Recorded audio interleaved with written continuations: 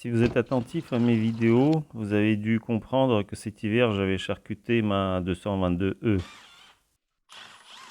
J'avais décidé de ne pas faire une seule très longue vidéo, mais plutôt d'en faire des thématiques. J'en avais fait 3 ou 4, et il me restait encore pas mal de morceaux que j'ai pas pu regrouper, donc je les ai tous mis dans celle-ci, qui est une espèce de vidéo fourre-tout. C'était le tour de la rouge de se faire repérer de nouveau. La dernière fois, je l'ai refaite le châssis plus le moteur il y a 12 000 km. Mais comme avant, j'avais des problèmes d'embrayage, parce que j'avais pas compris ce que c'était comme problème. Et puis j'avais des problèmes de moteur, parce que je me suis loupé sur certains trucs, je fais trop d'expérience à la fois. Et ça sera aussi une occasion de quelques améliorations, modifications. Ça sera dans cette vidéo. Tout comme dans la Ghibli, j'ai eu à refaire les longerons ici. C'était tout pété. En plus, elle avait été accidentée. C'est sur celle-là que j'ai commencé. J'ai mis la pompe de direction assistée côté conducteur. Plus, j'ai fait démontable la traverse là de devant. Comme ça, normalement. Ouais, elle est soudée, hein, comme sur toutes les anciennes voitures. Mais pour sortir le moteur avec la boîte, il faut l'incliner vachement. Et ça finit par toucher le capot. Donc il faut enlever le capot. Bah, moi, je préfère enlever cette traverse. Puis de toute façon, c'est beaucoup plus pratique pour travailler au niveau des radias, enfin devant. Le problème typique des V6, c'est la remontée de la flotte là-bas, le long des goujons. Donc j'en ai plusieurs. Donc là, vous voyez, il y a plein de liquide de refroidissement qui est déjà tout sec. J'en ai plusieurs donc qui sont pas étanches. Quand j'avais assemblé, je connais le problème, donc quand j'ai assemblé le moteur, j'ai essayé de mettre des joints, des trucs comme ça, mais finalement ça n'a pas marché. Et donc j'ai trouvé la solution en remontant le 2,5 litres 24 soupapes de la Ghibli. Et donc là, je vais déculasser et faire la même chose. Ça, ce sont des barres d'attache pour les 18 soupapes. C'est différent de celle-ci que j'utilise pour les 24 soupapes. On peut pas. J'ai essayé de faire un truc universel pour les deux types de moteurs, mais non, les culasses sont trop différentes. C'est fait avec des barres comme ça ça doit être du 4 mm en épaisseur. Alors que les autres, ceux de 24 soupapes, c'est juste un plat de 10 mm. Ça, c'est l'outil qui permet de monter la poulie centrale là, en la fixant sans avoir à serrer la vis centrale. Parce que si on veut faire tourner l'engin dans le sens opposé, il faut la serrer, mais une fois on l'a serrée, on ne peut plus la desserrer pour remettre la courroie et tout ça, donc c'est pas pratique. Donc je fais un truc comme ça, que je visse là, et ça tient sur les 4 vis. J'avais fait la même chose sur le 24 soupapes. Avec le tendeur mécanique, on peut faire tourner le moteur dans les deux sens sans que la courroie puisse sauter, puisque ce ressort là, il ne sert que pendant qu'on met la courroie en place, mais après on serre ici. En fait, la tension elle est permanente. Donc faire tourner dans les deux sens, c'est tout pareil, quoi. Donc il n'y a aucun danger que la courroie saute. Alors pour visser et dévisser les poulies, il suffit juste de faire comme ça. Il faut se couper un petit bout d'une équerre. Vous vissez une vis, je crois que c'est du 7 ici, non c'est du 6, que vous sacrifiez évidemment, il ne faudra jamais la réutiliser. Il faut dévisser dans ce sens, donc c'est comme ça. Facile. Et voilà. Je vais fixer les chemises hein, pour pas qu'elles bougent quand je fais tourner le moteur. Donc j'ai mon kit. Normalement il y a ce qu'il faut pour 24 et 18 soupapes. C'est pas toujours les mêmes. Ah oui, ça c'est 18, la moitié, parce que les goujons là sont plus courts que ceux-là. Sur les 24, les goujons sont même plus longs, je crois, que ceux-là, mais c'est la même épaisseur évidemment, puisque c'est le même bloc. Mesure du jeu latéral du vélo. Alors j'utilise la seule pièce en acier qu'il y a sur ce bloc. C'est le support de la pompe DA que j'ai déporté du côté droit. Sinon, elle serait en alu. Et le jeu, c'est 11 centièmes. Donc, 12. Non, 11.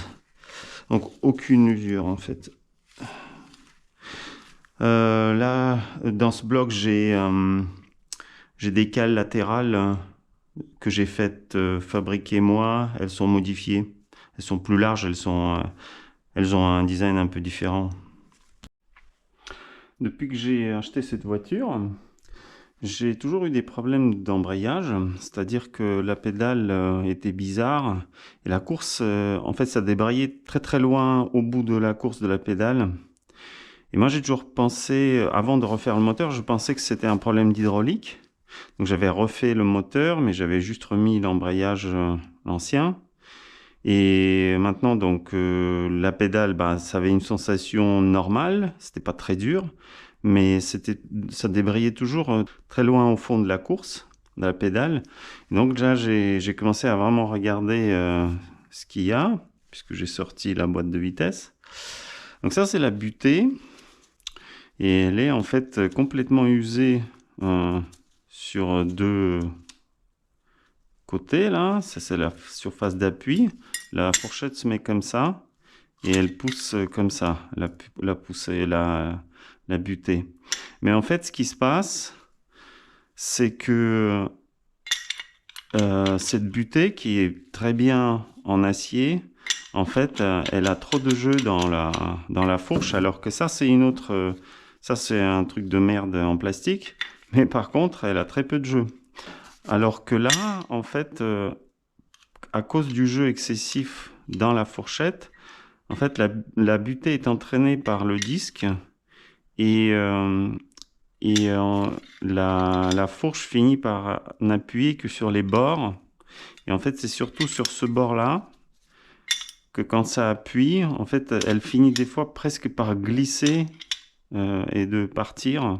Je ne sais pas quelle est la référence de cette butée, parce qu'il y a aucune référence dessus. Mais si je veux la garder, il va falloir que je la modifie, parce qu'il va falloir que je rajoute de l'acier pour avoir moins de jeu là. Et aussi, il va falloir que je reconstitue les surfaces d'appui. Donc il va falloir que je ressoude un peu de matière quand même. J'ai aussi découvert que, je ne sais pas si ça se voit, mais en fait ici, là, la surface est fissurée. Ça se voit, la GoPro fait mal la mise au point de près. Alors l'acier semble être très mou à la disqueuse. Et on dirait, je pense que ça devrait pouvoir se souder bien.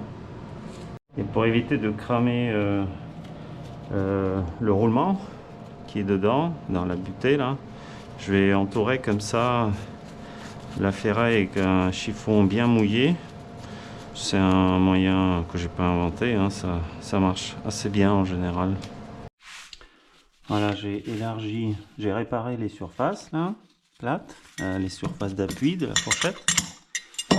Et j'ai surtout élargi ces plats qui retiennent en fait la butée dans le logement, dans la fourchette. Ce qui fait que même quand la fourchette, une fois que c'est appuyé, elle se lève comme ça et ça va bouger moins. Par contre là, cette butée en plastique, c'est totalement débile comme pièce, parce que le plastique, ça va finir forcément par se faire bouffer par la fourchette. Sur les sur les butées de Getrag, qui sont, donc c'est des embrayages tirés, mais elles sont aussi en plastique. Par contre, autour du plastique, il y a de l'habillage en tôle très épaisse, ce qui fait que bah, c'est pas le plastique qui travaille, enfin, qui s'use, c'est la tôle. J'ai aussi renforcé le haut de la fourche là, cet endroit là qui était fissuré. Les culasses des 18 soupapes ont un problème de craquelure qui apparaissent entre les soupapes d'admission et d'échappement. Alors c'est pas un problème qui est spécifique ni à Maserati ni à 18 soupapes, c'est relativement fréquent chez tous les constructeurs. Quand il n'y a pas assez d'espace entre les soupapes, je pense qu'à l'installation des sièges, en fait ça craque. Et ensuite, ben, soit ça survit, soit ça ne survit pas. Donc ça, c'est la culasse qui était sur ma 222. Et en fait, ici, cette craquelure-là, je ne l'avais pas remarqué. Mais en fait, on ne le voit pas, mais en fait, elle continue de l'autre côté aussi. C'est tout cassé, là. Donc là, c'est craqué là, là et là. Là, c'est vraiment une grosse fente. Je vais commencer à nettoyer cette culasse pour qu'elle remplace... celle qui est foirée, enfin celle qui est craquée. Donc celle-là, elle a aucune craquelure. Mais par contre, je viens de réaliser qu'elle a déjà été refaite. Et c'est souvent pas une bonne chose. Parce que souvent, les guides ont été insérés à la sauvage. Là, on voit d'ailleurs les impacts. Donc en fait, il y avait déjà eu une salade de soupape. Les impacts là... Non, que cela. Donc, il y avait une soupape qui avait cassé là. Je sais pas s'ils avaient remplacé les guides. Bon, pour l'instant, je vais continuer parce que comme ça, elle a l'air pas mal jusqu'à laminer. Je vais enlever les guides. Je vais aller jusqu'à nettoyer, enlever les guides. Alors, je commence par gratter la calamine avec un scalpel. Ensuite, je passe de la laine d'acier. Ça se vend au bricolage. C'est pas mal parce que ça n'abîme pas vraiment. Même l'alu. Évidemment, j'ai passé sur le plan du joint de culasse, mais ça de toute façon je vais le faire rectifier, donc je m'en fiche un peu. Mais par exemple là, si on veut voir ce qu'il y a en dessous, c'est bien, c'est mieux que le papier de verre qui est trop violent.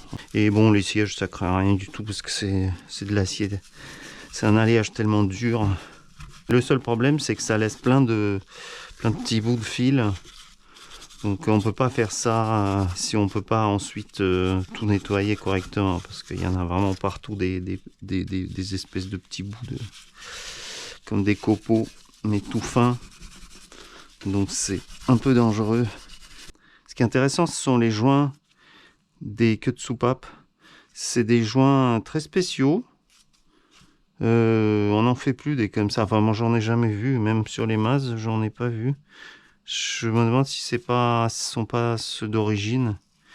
Ils sont vachement étanches, mais ils résistent beaucoup quand on bouge la soupape. Dedans, vraiment, on sent la résistance du joint, ce qui est pas terrible.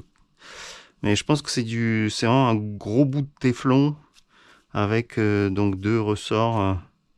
Oui, alors je pense que les guides n'ont jamais été remplacés parce que ils ont exactement le même jeu. On est qu'à 5 centièmes, hein, c'est pas mal. Pour une culasse qui a quelque chose comme 180 000 km. Enfin, le moteur, 800. Oula! Ah non, c'est ça, 8 centièmes. Donc on est à 5, 5 et 8 au lieu de 2 et 4. Bon, pour un vieux moteur, c'est pas scandaleux. C'est une petite culasse. Elle est déjà à 100 degrés, ça chauffe vite.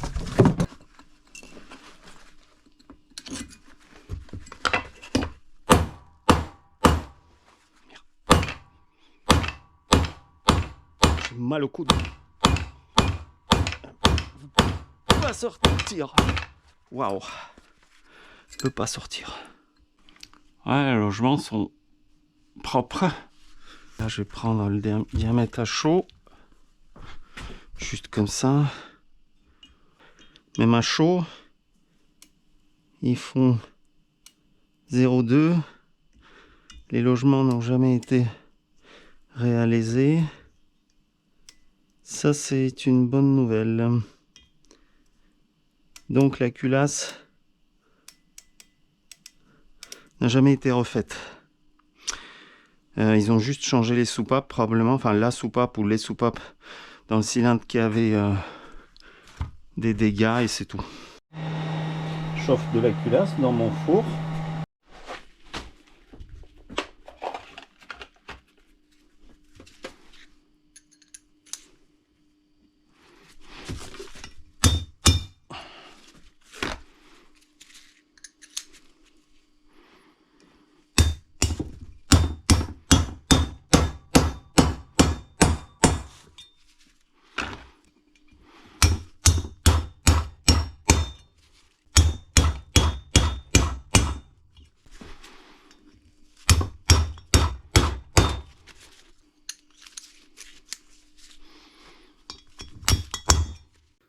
Pour installer des soupapes un peu plus grosses, il faut élargir un peu les sièges.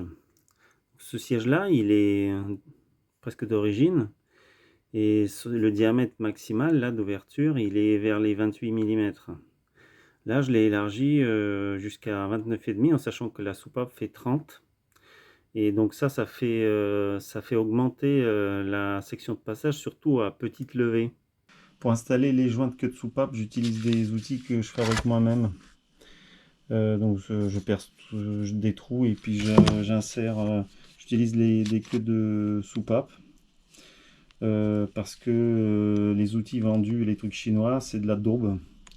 Non seulement les diamètres sont pas bons, donc ça abîme les joints, mais en plus les axes en général sont de très mauvaise finition, donc ça abîme les lèvres rien qu'en utilisant les outils, alors que là c'est la queue de soupape, donc en fait elle est parfaite, hein, vous voyez, elle est lisse.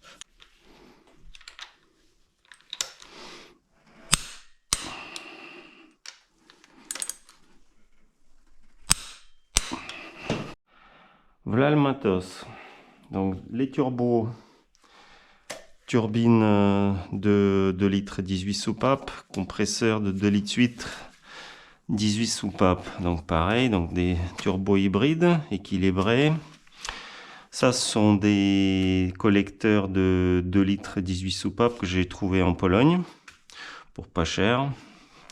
Alors il y en a un qui a une fissure là, mais bon, j'espère que j'espère que ça tiendra. Et puis les magnifiques sorties pour donc sortie wastegate et turbine. Voilà. Bon, joint et tout ça. Alors ça c'est la culasse de ma 222, donc une 18 soupapes. Ce qui est particulier, c'est qu'il y a un conduit qui va directement sur la soupape et l'autre conduit qui fait un long chemin parce qu'en fait ça contourne le guide de soupape. Donc en fait c'est un conduit complètement tordu. Et ça c'est vachement bien parce que on a un compromis en fait. Des conduits droits, c'est très bien en général pour de la puissance. Et les conduits tordus, c'est vachement bien pour des charges moyennes, éventuellement faibles, parce que des conduits tordus, ça crée des turbulences dans le cylindre. Le problème du conduit tordu, c'est qu'il est très long et que l'essence atomisée projetée par l'injecteur va se déposer sur les parois. Et donc, en fait, l'essence va arriver dans le cylindre sous forme du liquide et plus sous forme d'un mélange atomisé. Et ça, c'est très mauvais parce que ça s'enflamme beaucoup moins bien. J'aimerais essayer une modif. C'est de n'injecter que dans ce conduit-là pour que ça aille directement, donc pour éviter que ça se dépose sur les parois du conduit tordu. Et pour ça, bon, alors je vais pas tout expliquer, mais pour ça en gros en fait je veux utiliser des injecteurs qui sont inclinés. Vous voyez, je sais pas si ça se voit, mais en fait la verticale elle est comme ça et l'injecteur il ne vise que le trou intérieur, donc le conduit intérieur. Donc j'ai décalé, en fait j'ai mis des cales, j'ai décalé en fait les deux rampes, je les ai éloignées l'une de l'autre. Et j'utilise aussi des injecteurs à nez long parce que je pense aussi qu'il y a un autre problème dans ces culasses. Enfin, c'est pas un problème grave, mais en fait, avec des injecteurs normaux, vu la manière dont ça a été usiné dedans et la profondeur du trou, une partie du liquide projeté accroche ici les bords du trou, et en fait, il y a déjà une partie de l'essence qui va ruisseler ici. Et même pas se déposer dans le conduit, mais déjà ici, ça va ruisseler. Donc en fait, la qualité du mélange, je pense, n'est pas bonne. Et ce qui fait que après la combustion n'est pas très bonne. Enfin bon, ça implique beaucoup de choses. Ça implique un taux de pollution assez élevé aux petites charges, la surconsommation, etc. Bon, j'aimerais essayer. Voilà. Alors là aussi, je me retrouve avec le fait que comme j'ai écarté les deux rampes, en fait, le conduit qui relie les deux rampes, c'est l'arrivée de l'essence. En fait, il faut que je le coupe et il faut que je rallonge ce conduit, quoi. Et vous voyez, il y a 3 joints toriques de chaque côté. Donc il faut que je le coupe. Je pense que je vais juste relayer les deux moitiés avec une durite. Allumage statique. Donc bobine jumelée. Allumage statique qui marche. Je vais essayer de conclure cette vidéo. Alors j'ai fait plusieurs modifs. Donc là, la voiture a déjà fait peut-être 200 bornes. J'ai dépensé un bac d'essence en mappant le moteur. Et le moteur marche vraiment bien. J'ai mis des turbos hybrides avec des turbines plus petites. Ça marche. C'est-à-dire qu'à n'importe quel moment, même à 2000 tours, si j'appuie un petit peu, j'ai déjà 0,2, 0,3 bars. Donc ça veut dire que ça pousse déjà bien. Et puis après ça monte rapidement en boost. Mais déjà tout le temps, par rapport, je compare avec ce qu'il y avait avant avec les turbos d'origine, où c'était un peu quand même floppy sous les 2500 tours. Là, il y a vraiment, le moteur est tout le temps plein. Presque comme un Atmo, mais pas aussi violent qu'un Atmo, donc ça ménage un peu le châssis. Donc ça c'est bon. J'ai presque fini de mapper. J'ai aussi amélioré encore plus les algos de gestion de l'injection, ce qui fait que c'est encore plus simple à mapper et c'est plus précis. Je suis passé à l'allumage statique, donc toujours avec le boîtier d'allumage d'origine. C'est un truc qui sera vendu comme une extension du BTIM. C'est une extension du BTIM qui permet de connecter des bobines et ce qu'il faut pour donc passer le moteur en allumage statique. J'ai toujours le distributeur, mais il sert à rien. Les fils, ils vont nulle part. C'est juste parce que je veux pouvoir aussi rebasculer sur l'allumage sur le distributeur si j'avais besoin de tester des trucs pour le BTM. Pour ça, évidemment, je dois charger les proms, mais à part ça, voilà, je rebranche, je change les bobines et c'est bon. J'ai installé des poulies d'Arbacam réglables. Donc là, ça fonctionne. J'ai aussi modifié, donc j'ai installé des injecteurs différents pour que ça pisse dans un seul conduit des deux d'admission pour améliorer en fait le dosage. Et là, je constate que l'accel enrichment, donc ça veut dire que la pompe d'accélération, elle a besoin de 3 fois moins de temps pour maintenir la richesse à la bonne valeur. C'est-à-dire qu'en gros, il y a 3 fois moins de mouillage de parois maintenant qu'avant, parce que le temps vraiment que je règle, parce que c'est un des paramètres de l'injection, il est 3 fois plus court. Ensuite, j'avais donc réparé un peu et essayé de rattraper la butée d'embrayage. Donc elle marche nickel. Par contre, elle est beaucoup plus bruyante qu'avant. Parce que c'est pareil, elle a moins de jeu et du coup, elle se enfin, elle tape plus la fourchette. C'est un peu chiant. Mais par contre, bon, ça marche très bien. Bon, j'avais dans les plans de changer les boîtes à air, faire des trucs plus jolis, mais je m'en tape, ça me gave. Donc il y a des KNN dedans, hein. Bon, ça va rester comme ça, je m'en tape. Ah oui, le passage à l'allumage statique, ça m'a obligé aussi de contrôler par le boîtier le compteur de vitesse, parce que le signal ne peut plus être pris sur les bobines. Et du coup, j'ai fait aussi un truc, vous savez, comme dans les... Enfin, je vais vous montrer. Alors, je vais vous montrer le truc qui fait bagoter le contour au démarrage. Pour l'instant, pour démarrer, il faut que je branche le PC au boîtier d'injection, comme dans une Formule 1, haha. Alors, je sais pas si vous avez remarqué, ça allait à 5000 tours. En réalité, c'est 6000. C'est pour vous donner la précision de ce contour. Et tout comme sur la Ghibli, j'ai installé ce compteur de vitesse GPS. Super pratique. Parce que je peux vous dire que le compteur de vitesse, là, il est pas précis. La raison principale pour laquelle j'avais déculassé cette fois, c'était pour refaire l'étanchéité de ces goujons de culasse par lesquels l'eau de refroidissement remontait. Et donc j'ai utilisé la même méthode que sur la Ghibli, sur le 24 soupapes. Ça a l'air de marcher en mettant du joint supplémentaire des deux côtés du joint de culasse, le joint pour les carters. Pour l'instant, ça marche. J'ai quand même pas mal roulé. Je me rappelle que la dernière fois, ça avait commencé à remonter assez rapidement. Donc j'espère que c'est bon.